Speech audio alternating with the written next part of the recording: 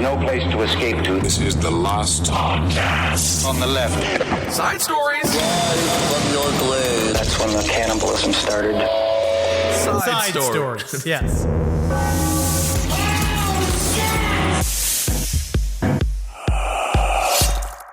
We have managed to live through 5 days of Halloween. Oh, it's 3 days. And it's... When'd you start your Halloween? I honestly, technically, I started Halloween in August. In my own body. But now this is the day 9 of Halloween, and I do love it. But now my body is like, I'm ready. I am becoming a pumpkin, but a Thanksgiving pumpkin. Ooh, did you have a Reese's Pieces? Did you have a Reese's peanut butter cup? Did you have anything Reese's related? What? What are you talking about? Are you a cloud of just man? Are you a cloud? Are you a person? I'm a chocolate peanut buttery blustery mix right now, folks. What was your favorite part of spending Halloween together? The Reese's Pieces, and also the party that we went to, the second party had Papa John's, and I haven't had Papa in a while, so that was in my tummy there. The best part of your entire night was the old Papa John's that and you found at the party that we had at night. That's it. None of the people that we met. None of the fun that we had. We met Barbara Crampton. Did. She's an icon, and I'm going to say this right now, Henry. You scared her less than you scared your other female icon, which is the gal from the X-Files, Gillian Anderson. Yes, I did scare her less. But the thing was that by the time I met Barbara Crampton, I had eaten a bunch of mushrooms. And I was in the clown outfit. And by the time I was trying to speak to Barbara Crampton, I realized I was becoming the evil clown that I was in front of her. You know what I mean? There was no charm left. There was no... Oh, that was the beginning of the night. That was peak charm. It wasn't. Obviously not. Well, you did a great job. The pictures were indeed horrifying. Yeah, the costume was good. But then I felt like once I was in there, now I realized now I'm tripping balls. Like now I'm here. And then I saw her and I just want to be like, Barbara, big fan. That's all I saw in my head. Big fan, Barbara. And I didn't want to scare the hell out of her. No, because I'm also frightening in appearance. But then you figured of any of the women in the world that would be used to people in frightening costume, it would be her, right? Absolutely. Again, because she didn't seem scared of you. She touched you. Horror icon indeed. I wasn't dressed quite as scary as you are and were, but I was indeed Cher Bear, one of the fantastic Care Bears. Welcome to Side Stories, everyone. Ben hanging out with Henry. What a weekend it has been. You were the Cher Bear? I believe it was Cher Bear. That's the one with the heart on it. I'm pretty certain. I'm getting a positive nod from Fernando. He does not lie. So yes, I was Cher. I thought Cher Bear is the only Care Bear that got DP'd. Well, you never know what's going to happen. And again, isn't sharing caring? Do you think that they have, with family and friends? Do you think they fuck? How are more Care Bears made? Are they made by just God? Are those God's poops? No. Care Bears do have natural sex. I believe that they can have vaginal sex. I'm pretty sure they're not been mutilated by these women who run the Westminster Dog Show. So I think they can just have natural sex and they don't have to be bred. I'm sure there's a lot of Care Bear lore out there. If you really want to Google Care Bear sex, I'm looking it up. Find a lot of stuff. But I'm going to tell you this right now. I'm putting incognito mode on. I'm putting incognito mode before I do this. Right. It's a myth, by the way. If the FBI wants to get in, they'll I'm hiding get in. it for myself. Okay, well, that's good. Care Bear sex. All right, like the Care Bear in the Urban Dictionary is a sexual act where the following occurs. The guy sits on the toilet naked. His girl straddles on top and face towards him while naked. The guy put his dick inside the girl. But I guess it's supposed to be... What does that have to do with caring or being a bear? I don't know. A guy shits while having sex with a woman on the toilet. That's called doing the Care Bear? That's called the Care Bear, according to the internet. Why does childhood have to be ruined with every click of a key from the internet? And also the imagery. I just clicked onto the image tabs. Yeah, were you wondering what that would look like? Were you surprised? I don't like it. I also feel like, because I always thought that the Care Bears were like Jesus in nature. No. Were they are they not Christian? No, they had a whole series of magical powers. My parents didn't even like the Care Bears. It was too mysterious and mystical, much like why they don't allow Harry Potter to be in the house still, even though my younger brother, is 30 years old, and they still reject the powers of Harry Potter. I mean, even though they probably agree with a lot of what the creator says. But anyway, speaking of bathrooms, I had this epiphany yesterday. Oh, great. I was at one of my bars there, and I was watching the Green Bay Packers. Oh, squeak out a loss to the Buffalo Bills. Well, they lost again. Yeah, they lost. They always lose. Isn't that funny? They used to be, though. But Kissel, didn't they used to be really good? They were good. And then there's something about ayahuasca, and I'm all open your mind. This is my main football grudge: is that he needs to get back to playing football. Aaron Rodgers. Aaron Rodgers needs to get back to fucking get your head in the game. Think about balls. Think about running plays. Don't sit and think about. I don't need to hear your opinions from your pretty little head. I don't need to hear it. And quite frankly, sometimes if you're in the midst of a football season, close the third eye. We don't care. Does it affect you getting this 10-yard play in order to have a first down right now? No, it does not. If he won every game, I'd hang on his every word. But he's not winning. So his opinions don't matter. It is like, I swear to God, not any dissing on anyone, but once you start going on Rogan and you're an athlete, next thing you know, what's the difference between a touchdown or an interception? Either way, someone's catching the ball. And isn't it about a communal, like, are we in this together? And it's like, no, we're not. No, we're not. I have an aggressive alcohol need, and it makes me happier when I'm drinking to see you win. Yes, but guess what, man? He wants to lose because now he knows, because in his head, he's like, well, if I lose, eventually I could stop playing football and I can go do a bunch of other dumb shit, whatever the hell else he wants to do in his stupid love life. He's going to end up selling cars. Well, he can do whatever. Actually, that does happen quite often, and there's big money in little cars. Anyway, what I was thinking about this, I'm in the bathroom, right? And I look down into the toilet. There's someone else's pee in there. And you know what? And I realized this is the most egotistical thing that everybody does. What, letting it mellow? No. It's because before you pee, you flush the toilet because you don't want to pee on somebody else's pee. And I think that that's rude, and I think it's wrong, and I think it's something we all need to work on. I think it's something you do. I'll just piss on the piss that's there. If there's a big turd in there, I leave. You're going to leave. If there's piss in there, I will piss on the piss. If there is poop in there, I find a different stall. I don't see you flushing. No, I don't handle your shit. Right. That's not for me. That's some other cuck who comes in there that feels the need to flush for somebody else. I don't flush for anybody else. But isn't that something we all do when we see there's someone else's pee in the toilet? Yeah, I don't want to pee on that person's pee. Isn't that egotistical? So don't we have to work on that? What are you talking? So this is what you came in with today. This was my epiphany. This was your material. An epiphany. But again, sure, an epiphany, but I feel I'm the opposite. But isn't that bizarre? You just brought that up as if that was a general axiom. Oh, I think, and you don't know. Email us, SideStoriesLPOTL. You know the email at this point, folks. Email us. Let us know. Do you flush it if it's someone else's pee? Because again, most people do, including the most global conscious honestly, this is your paranoia talking. Because you think in your head, how dare someone not piss on somebody else's piss, when I'm certain, because you just talked to one. You just asked one person. And I just said, that's not a sample size.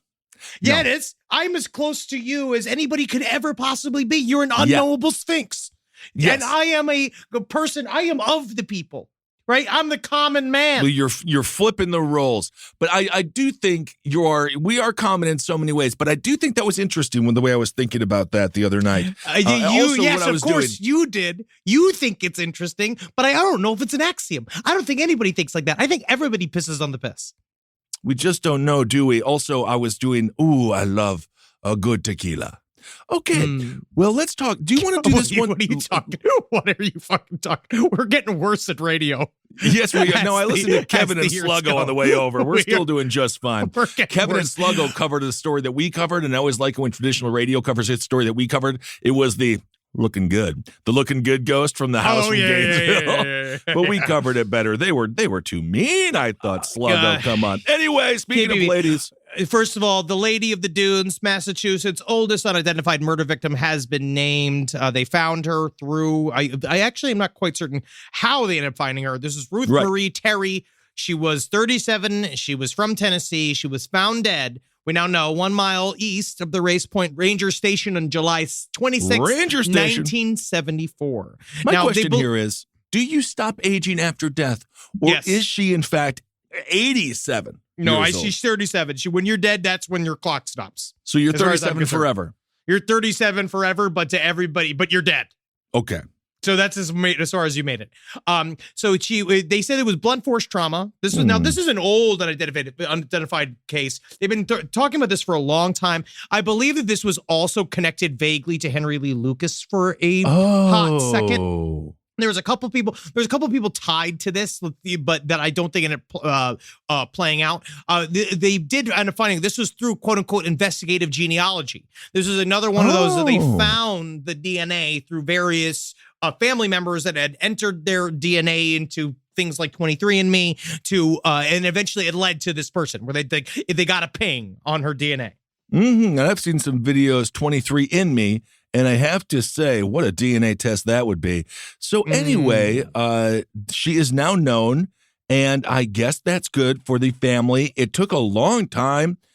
So there you go. So anyway, I'm not really sure exactly where to go with it. It's not a happy ending. No, now I mean, you know her name. Now it's almost actually worse. Well, there's closure. I think closure does help people. I have heard the term closure. I guess people I don't understand it in relationships because eventually just leave. Who gives a fucking shit? Get the hell out of here. Right. Why are you still talking to me? But when it comes to an actual like the family wants to know that they have their person. Because I feel like that's a thing that, Caitlin Dowdy talks a little bit about this. Like, yeah, your friend is dead. And now, obviously, your family member is dead. And it's sad, right? Because the person's gone, but you still have the meat. And there's something about having the meat still for a lot of people that makes them feel peace. Because, that's still your friend, right? That's still your family member. They can't play checkers anymore. There's always something you just don't know what they're doing on the other side. Slightly macabre about the entire thing, and obviously we dabble in the world of macabre. It reminds me of serial killers. Sometimes they'll take a trophy, like that one killer we talked about that stole the fingers. Yes. I believe that was Fred West. One of the most disgusting couples of all time. But if you are alone out there, they found each other. They found each other. Can find love. Take those. How many times have we said this on the show? Take those expectations, dial them down to a 0. Maybe you'd be really surprised. Or who sucks your dick. Or dial them up to 600 because I was just watching 3 back-to-back episodes of My 600-Pound Life, all of them in relationships. Fantastic. All you got to do is be there. You just got to sometimes just be alive. Absolutely. But isn't it interesting? It's almost like it's like a trophy in a way where they'll carry a vial of blood from a deceased relative or lover. And I find that to be a little strange. I really do. Well, but I also understand, but it's adjacent to a serial killer collecting toes. I think that we have ignored that process of life. And we think that it's very scary and we don't want to talk about it. We don't want to deal with it because it's going to come for us all. The Grim Reaper, he and his scythe comes for each one of us. And, but I think it scares people and they don't want to deal with it. They don't want to think about it. They kind of like this idea that Grampy's in heaven with Beethoven and shit. But honestly, no. Beethoven's not in heaven, bro. Grampy's over there. He's got a fucking bench over him. You know what I mean? Yeah. And all those stories that Grandpa didn't tell you about the war is why he's also not in heaven. He's down in hell. Vietnam sends men to hell. It's scary. But anyway. Who's not going to hell? They found her. She's done. It's good. Congrats. Good work. Good work, 23, 87 years fun. That is also the 23andMe thing. I'm just so... If you're the Golden State Killer, you really do have to be kind of upset with the relative that did the 23andMe. Of course. Also, I kind of love the idea, but there's a series of horrible crimes that are very unsolved, and there's a 90-year-old right now shaking in his boots. That's what I like. They're going to find out I killed 85 people in 72. I think that's important.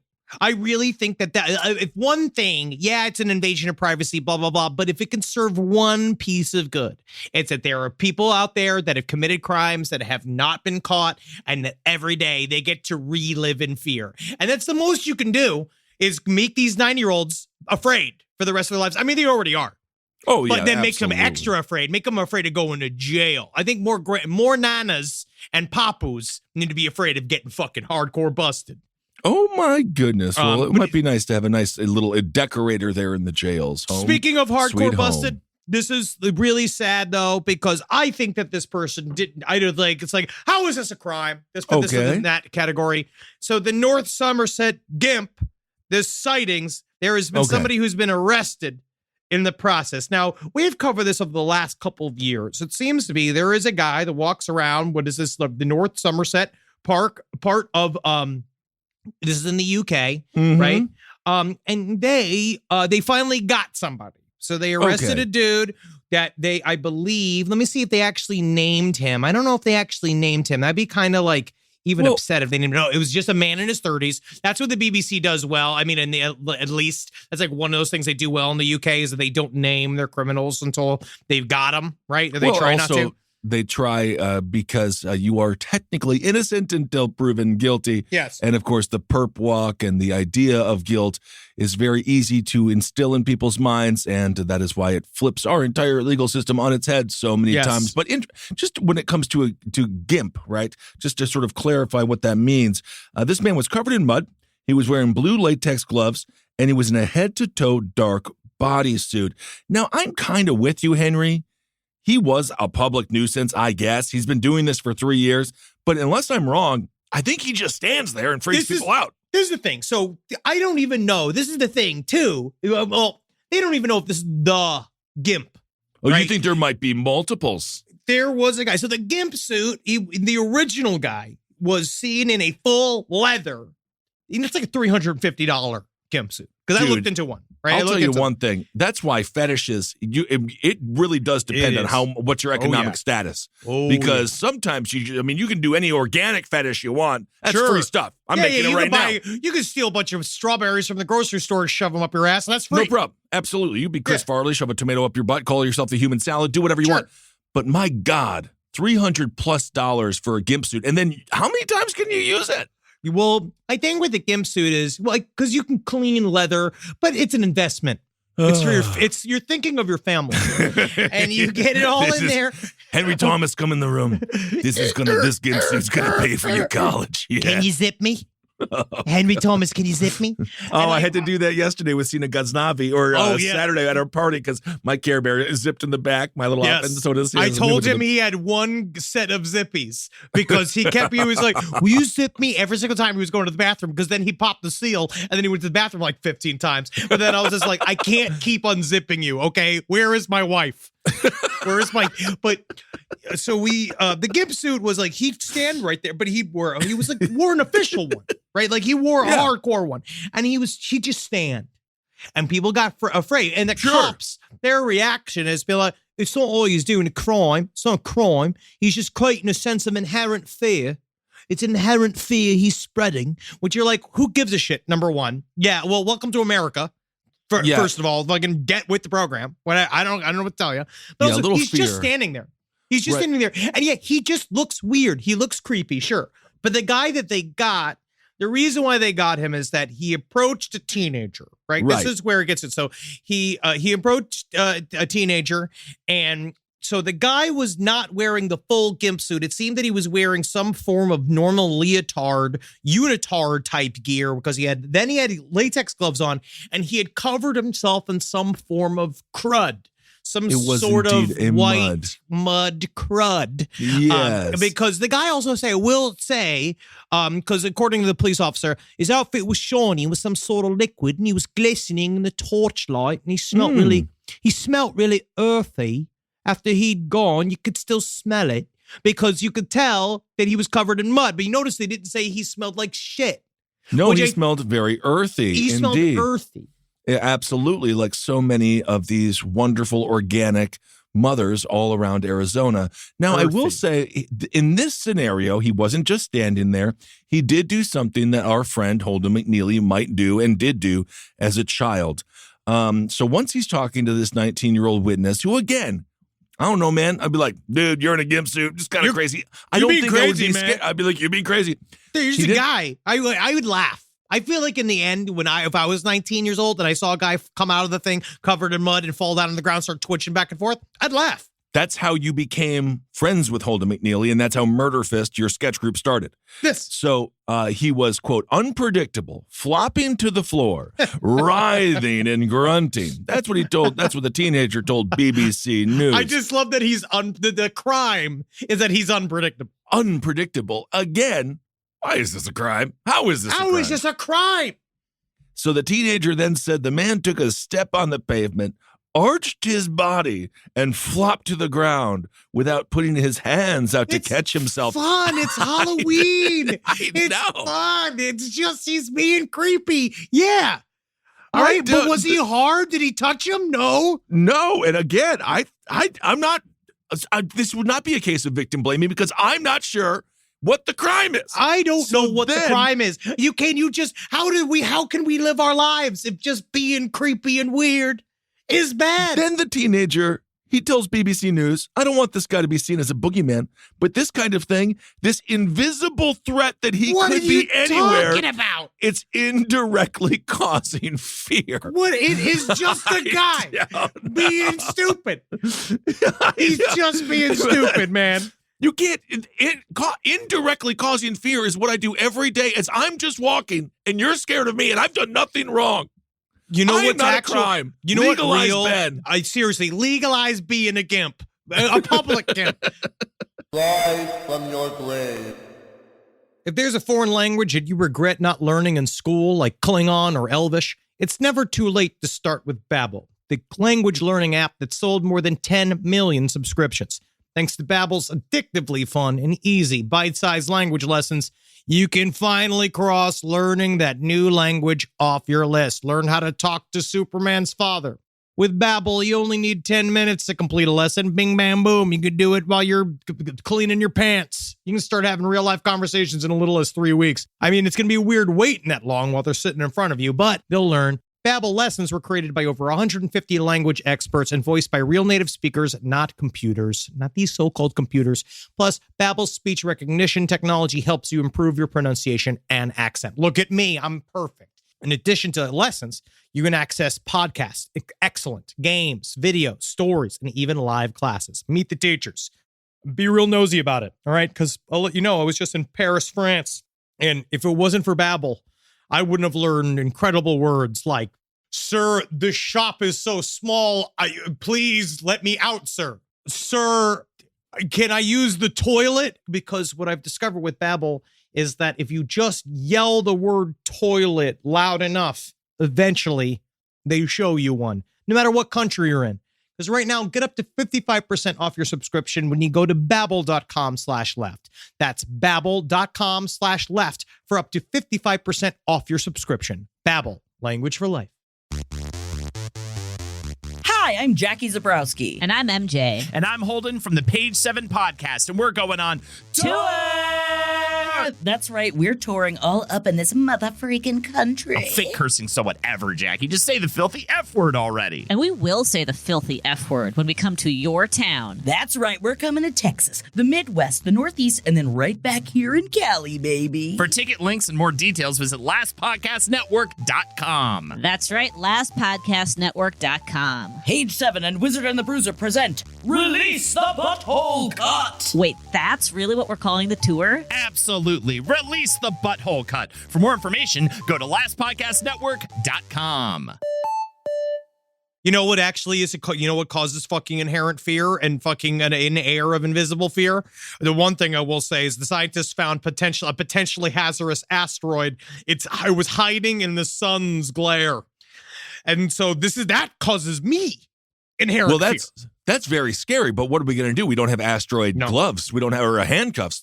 Also, was it dressed in a large leather asteroid gimp suit? No. Because that might change everything. Finally. According to the Somerset Police, no one has been physically harmed during any of these incidents, but we know that they have caused concern to the local community, and they are determined to identify the individual or individuals responsible to stop them. I'm going to say this right now. Man.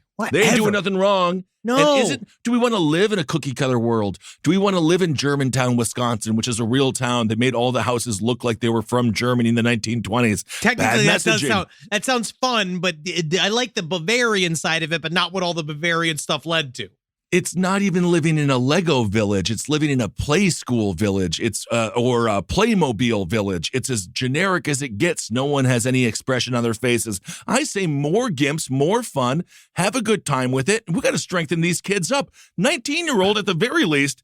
I mean, you do have the also- right at this point also to like punch him in the head. Have fun with it. Be 19. I also now understand a little bit more about the UK and England in general to know that this was in the southern part of England, which is supposed to be like the modern part. It's supposed to be the part. It's not all country and weird and like and haunted like the Isle of Man in Yorkshire, right? It's supposed to be like with it, you know? It's like, because in the end, wouldn't it be fun? Think about this.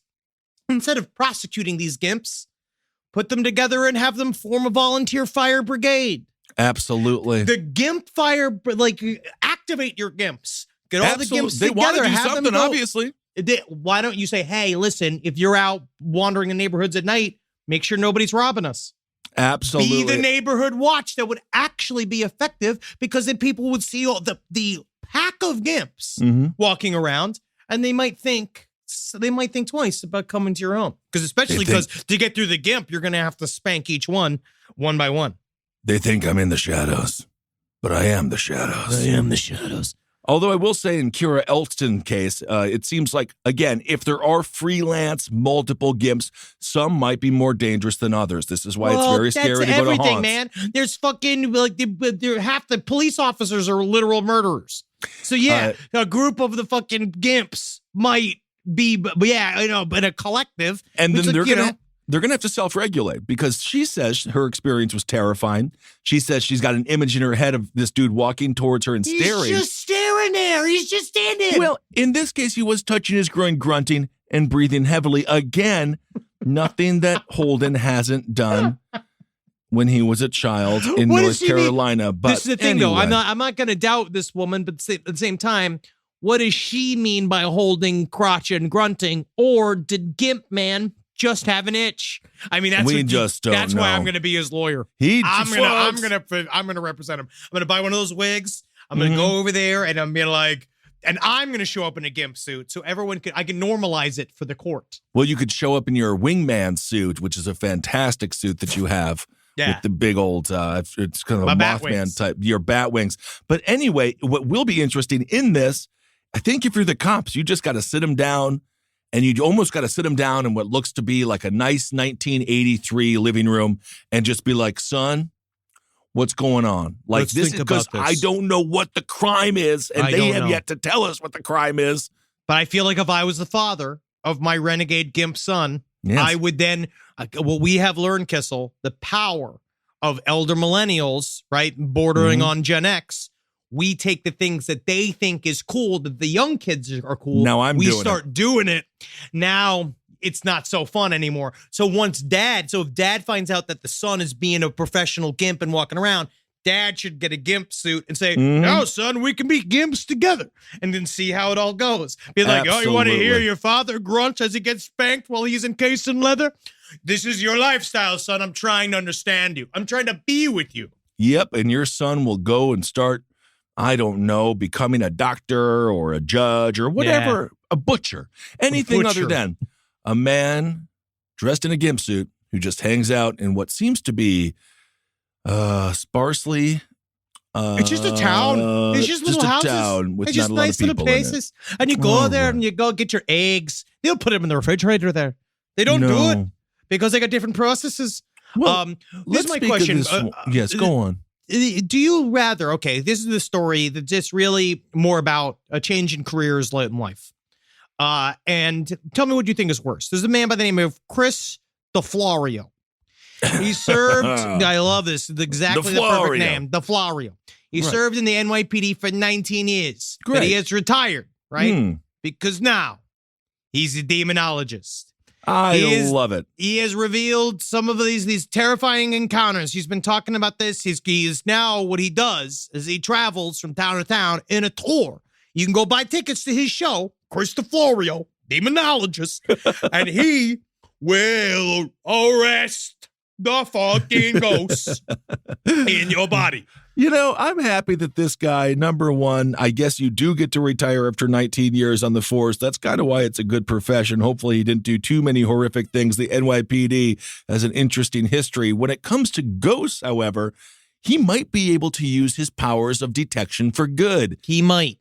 But the problem is You can't plant ghost evidence. You can't plant ghost crack on any ghost bodies. So it's going to make his job. This is probably, he's no doubt in my mind, actually, he's doing more legitimate detective work as a demonologist than he did as an NYPD police officer. But you better be careful with these demonologists because there's a couple bad apples in there and you don't want it to turn into a dab as well. All demonologists are bastards. It's a funny little joke. Now, DeFlorio, he says that you got to be careful, right? You got to be careful because he says these ghosts, evil forces, they've attempted to physically hurt me many times. Once, one guy, would you even believe, he pushed me down a flight of stairs. I injured my hamstring.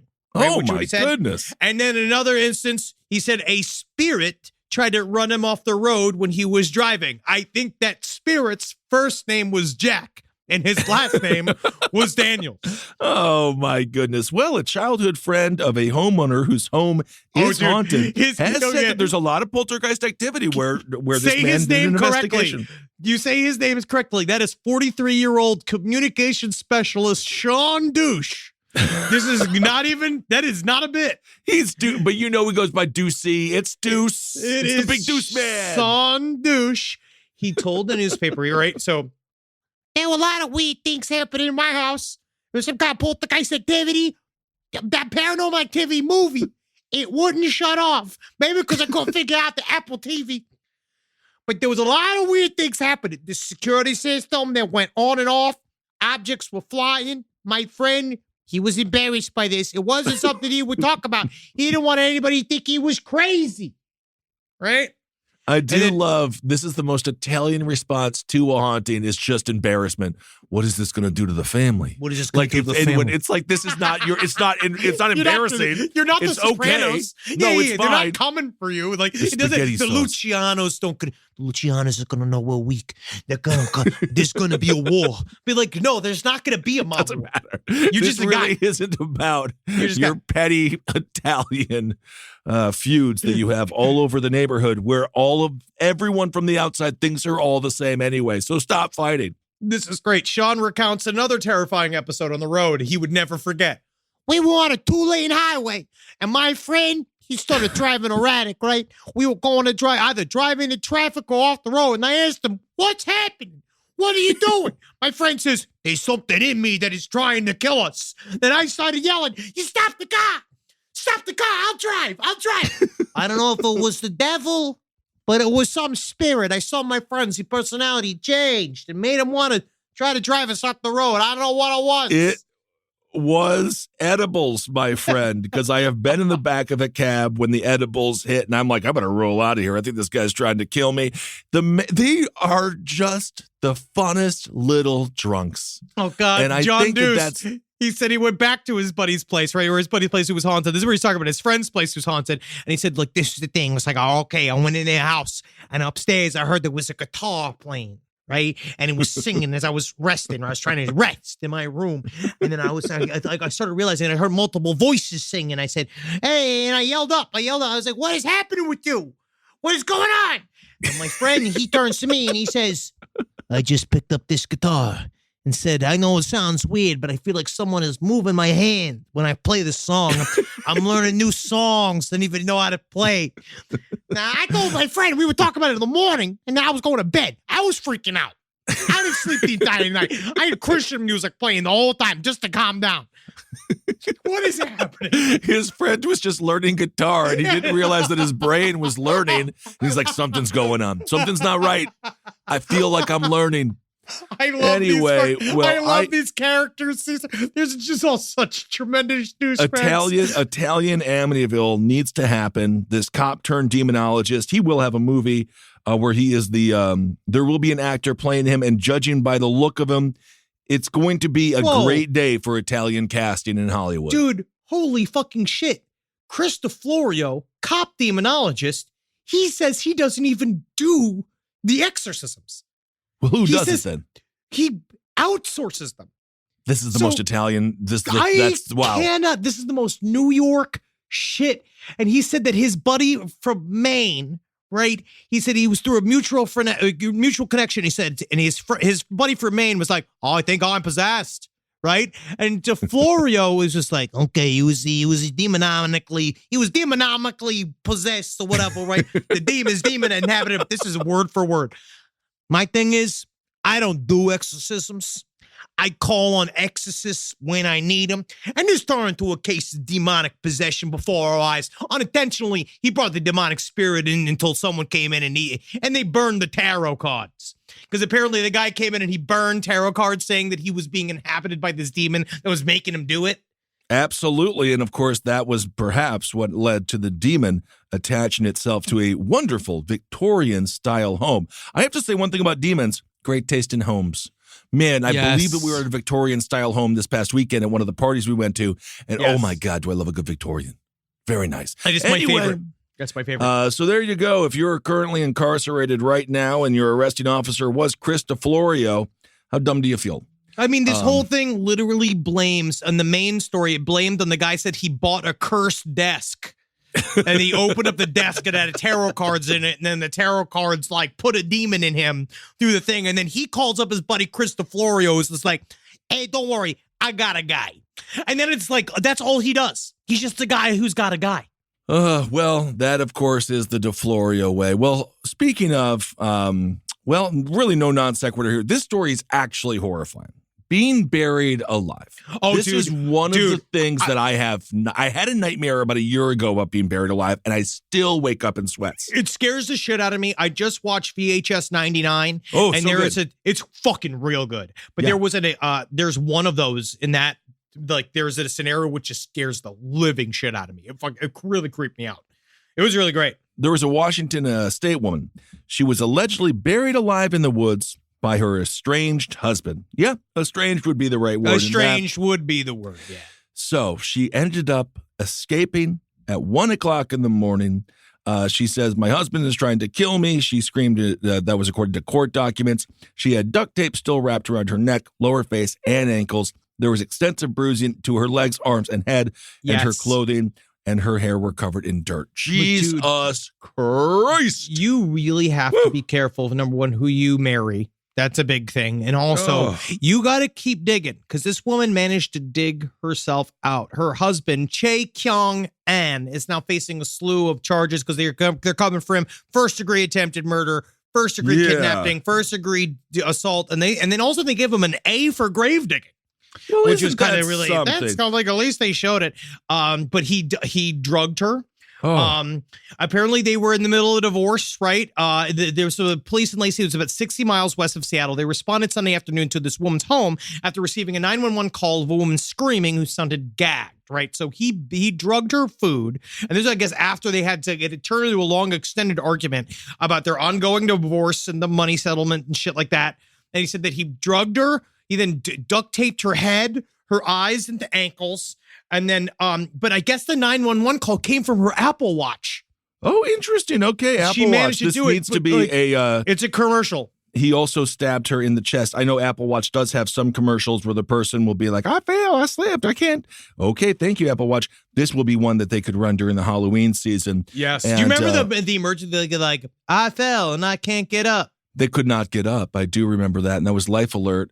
I do. I kind of want one now. It'd be kind of cool to just call the cops anytime you want. That's what you got to do if you're in a rough neighborhood. Wear a Life Alert, like, little necklace, and then you can get the cops to show up lickety split. Absolutely. I'm not sure if it still works or not, but so once she was buried and put in the ground, a heavy tree was put on top of her. After being put into the ground, she could hear her husband walking around the hole. And she could hear dirt still in there, and she could hear dirt being put on top of her. Anyway, but you have to be thinking about this. They found her. It's kind of crazy that they found her. I can't believe. And then, like, she just like. Oof. She said that she squirmed around while she was in the hole and managed to free her face enough to breathe. And then, like, she just did it. She just wiggled and wiggled and wiggled, which is what I've said time and time again. That is how you get out of these scenarios, is that you got to be like a croc, dude. You got to be like a wet ass anaconda, man. You could, like, keep snapping. Snap that butt, snap them legs, kick and scream and bite.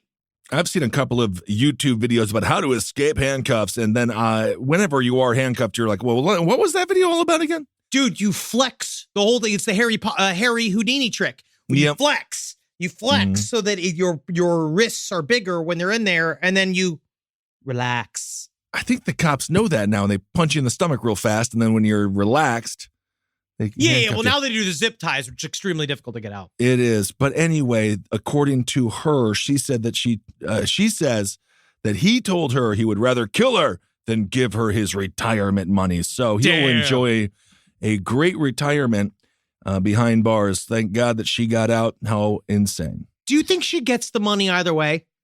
I think that she deserves something, at this point, yes, because of the buried alive thing. But do you think that happens? Like when you go in, like in the I imagine now, like they'll get divorced. I would think so. Yeah, I think now they're gonna go through with it. It wasn't like one of those weekends where they refound love. It's not the Parent Trap where they wanted to get back together and the kids really helped. No, I think the divorce is more than final at this point.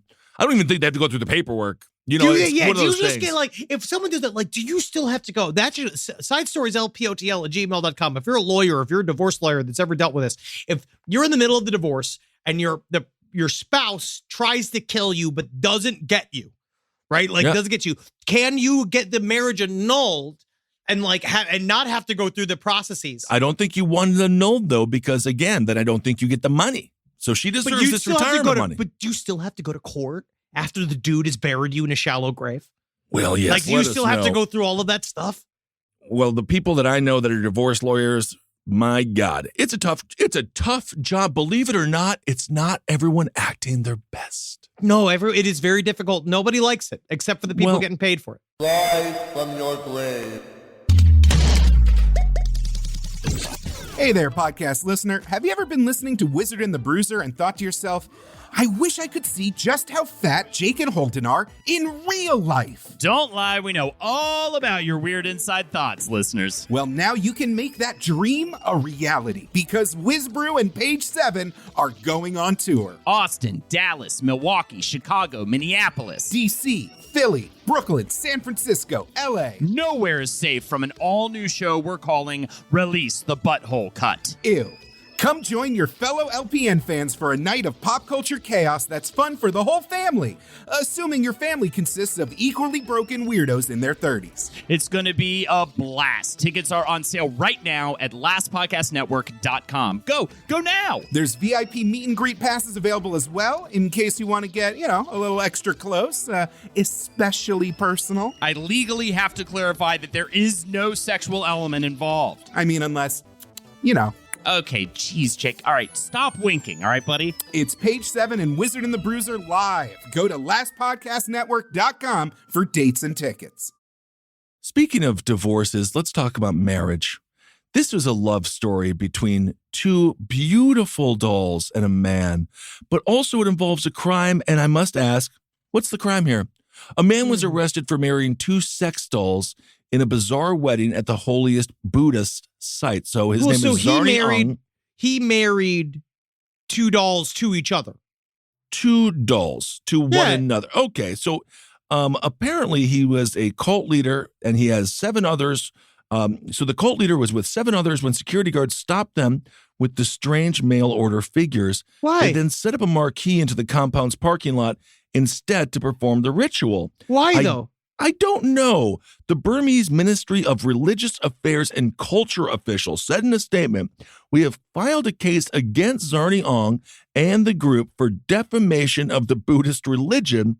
I feel like they kind of need to leave this guy alone. Yeah, I don't know. Both dolls were reportedly brought from China and stood 5'5" tall, 5 inches, 5 feet tall, with big breasts, brown hair, brown eyes. Big breasts. I like how they put that in immediately. And made up of EVO skeleton. So I don't know what the crime is. I don't know. But anyway, apparently you can't marry these people. I feel like you and I, in a way, are men out of time.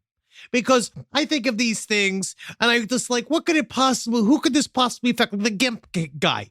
Who could that possibly fuck with? Like, in my mind, isn't it the sign of freedom that you could do these things? Like, yes, I guess it must fuck with their, like, religious beliefs. Like, that's what they're saying. But I don't know. I guess you can be arrested for it there. But still, like, it's just two dolls. It's like, meanwhile, like, can they get married to a 9-year-old girl and fill the 9-year-old with child? Is it one of those where it's like you can marry a child all day as long as it's married, you can fuck it, right? Well, Is that what they're talking about? I would be I think that would be quite bad. So in June, a tourist climbed a sacred tree on the Paradise Isle of Bali and was fined in order to pray for forgiveness.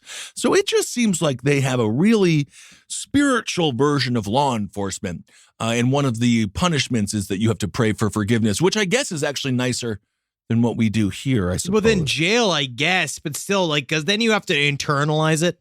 You know what I mean? Yes. You know what I mean? Like, then you have to be like, now thank me for punishing you. And it's like, I hate you, though, but I hate you. They're just really strict over there. Local police said that the dude that was in the tree wasn't aware it was considered sacred to all the islanders. And he claimed that he climbed the tree to make personal online content in line with his hobby. Oh, yeah, arrest him. Like, fuck that. Yeah, honestly, now I'm coming around to the other side. Yeah, arrest that guy. Well, if you're making TikToks, you should be arrested if you climb on a sacred tree.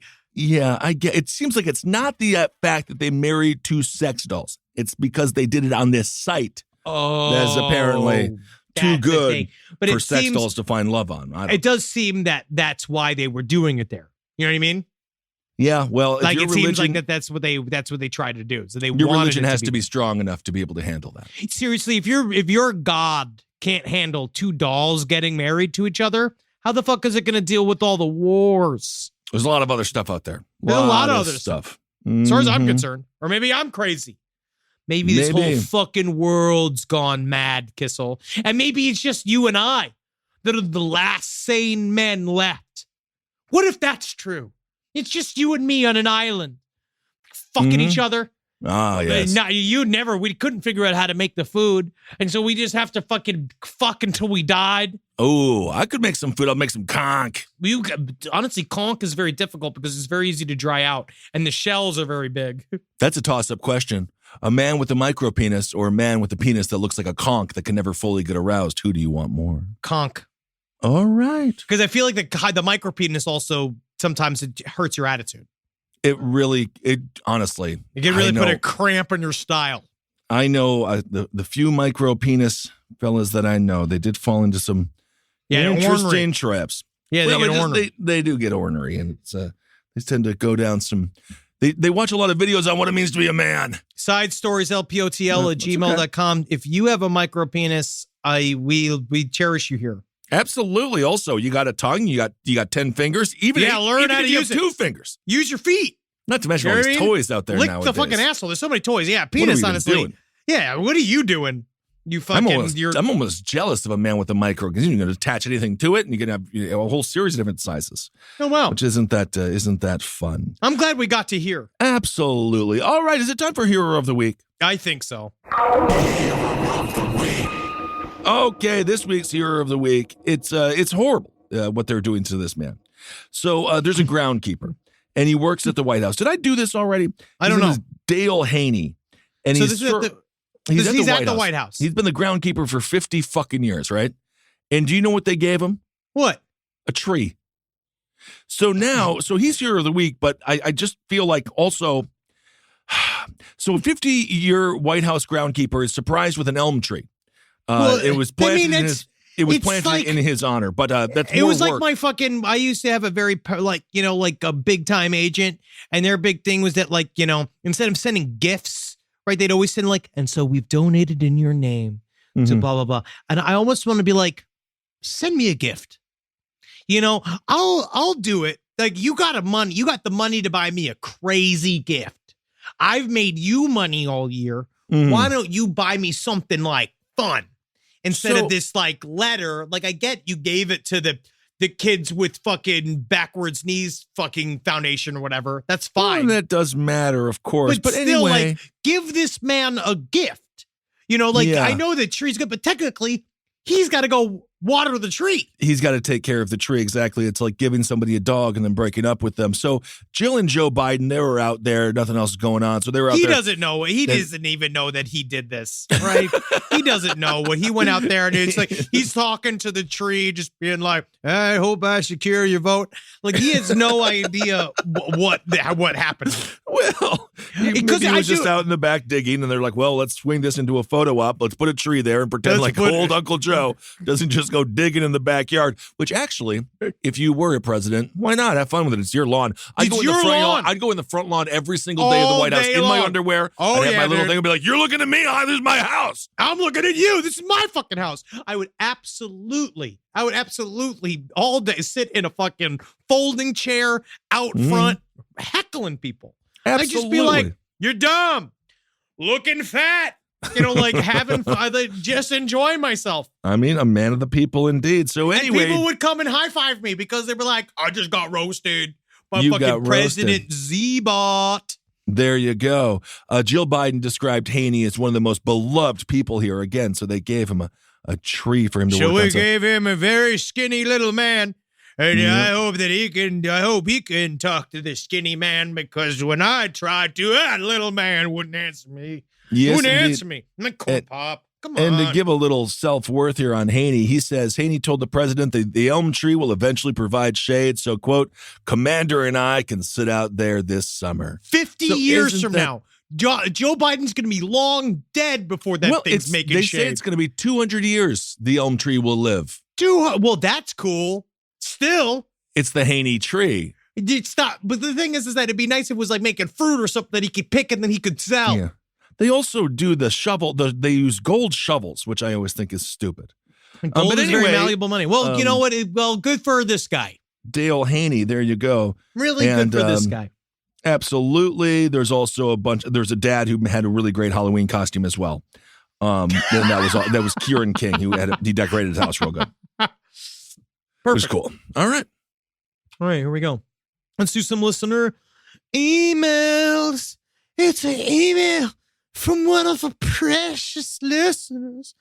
And I say thank you. Thank you, listeners. Mm-hmm. Here we go. Come. This is about UFOs.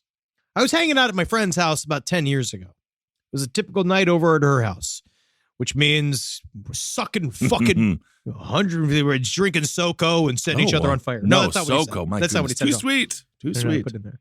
We had a fire going in her spacious backyard with a field of corn to the back of us. Oh. Her mother was hanging out with us, which was nice because she was actually one of the cooler parents I'd ever met. However, she had a severe case of lupus, and she was rarely able to go into the sun because it would trigger an immune response, right? Yeah. So at night was the only time she could come outside and hang with us. So she was the real Batman. Yeah, she is cool, Mom. I mean, she's kind of forced to be Night Mom. Yes, Night Mom. Now, we were all sitting around the fire doing typical things teenagers and parents who get a kick out of scaring their kids like to do, sharing scary stories. So I was a little spooked when the second or third round of stories came. So when my friend's mom talked about seeing stuff in the sky, I was ready to leave because she had that lupus. Whoa. Now, she told us that she had seen things in the sky at night, and she was positive it was a UFO. Now, I had the chills, but did not believe her. But what happened next changed that. No sooner did she say that, and I'm not kidding, it was within 30 seconds, my friend's mother points and goes, "Look!" On the horizon over the cornfield, you could see a bright white light. She told us to go into the house. My friend's heavy footsteps could be heard as she sprinted inside. Now, I was frozen in place until my friend's mother grabbed me by my collar and said, "Get the fuck in the house." There was no objection at this point. We made it to the house just in time as this thing comes up to the house in seconds. Through a window, we saw this thing come to a dead stop from a great speed. It reminded me of the way ships jump out of light speed in sci-fi shows. The thing just hovered over the backyard for what felt like hours. Unfortunately, I couldn't make out any shapes or anything due to how bright this light was. The thing that is extremely peculiar about all of this is that the windows to my friend's house were covered in a silver mylar type film to keep sunlight out due to my friend's mom having lupus. Oh my goodness. Now this light though, it was so bright, it shined through the protective film. I remember very specifically looking at my friend and her face being lit up like you were shining a flashlight on her. Then the craft shot off like a bullet and was gone. Now, this story is one that I worry people will question. So as I stated previously, I don't tell people about it. The fear of being dismissed because I was a teenager when it happened or being seen as just a loon is enough to keep the story under wraps. However, I know that this isn't my imagination or some teenager who got wrapped up in the spooky stories because my friend's mom also saw it. She saw it and was so scared she made me stay the night, which wasn't allowed because I was a boy and boys couldn't have sleepovers with girls because she knew what she saw. Absolutely. The last bit of evidence I needed was given to me the next day. My friend and I were up all night on our couch, huddled together in fear. The morning came, and we were still awake when her mother came out of her room. Her face, neck, and chest were all so red, she looked like she had had severe sunburn. She had some inflammation immune response, and it clicked in my head that this was from the light shining through the window because of her lupus. No way. Oh, yeah. The light was so bright, it triggered her lupus through the film on the windows. That's Holy creepy. shit. Yeah, well, that's kind of you. that's interesting, right? Absolutely. That's it. No one knows what it was. They didn't know what it was. They couldn't really see the shape of it because it was far too bright. All right. Well, I hope everyone had a great Halloween. Me too. Hope everyone saw a ghost or a demon. If you were in a shallow grave, or I you hope made you got a couple. Out. I hope you made some. Absolutely. You know what I mean? Like, because live your life every day. Trying to make sure that you... It's not about victim blaming, but try to be a person someone wouldn't want to bury in a shallow grave. Cover yourself in soot or human feces. Unable to be. I want you to love life out loud. Love out loud. Because if people see that you're too loud to be buried, it might be difficult. All right, you might be an introvert, but guess what? Introverts, real easy to fucking hit in the head with a shovel, throw in a shallow grave, because again, so quiet. Well, I think the introverts are the ones that do that. But they're the ones They're perpetrating it. But the thing is that the introverts, because they don't talk and they just sit there judging, a lot of times people think that they don't even understand that they're gone. All of a sudden, they're in a shallow grave. Be louder. This is what it really is about. It's about announcing your presence. Laugh loudly. Ha ha ha. Oh, like laugh, big laughs. Yeah. Because it is very difficult. Because you see that person is exuberant, full of life. Absolutely. It's going to take a couple of swings of the shovel for me to take them down. It's going to take a lot of Tylenol PM for me to knock this person out, because the whole time they're going to be like, I'm sleepy.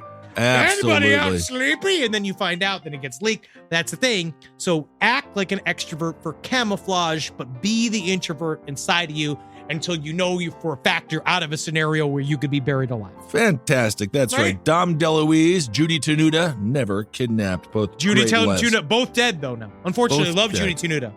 I love Dom DeLuise. Judy Tenuta just died. It's really sad, actually. Yeah. All right, everyone. Well, thank you all so much for listening. Hope you're doing well. Hail yourselves. Hail Satan. Congratulations, everybody. Well, me, I'll see you out there. I'll see you out there. Oh, not in that one of those suits, I hope. No, this is my outfit. This is my outside outfit.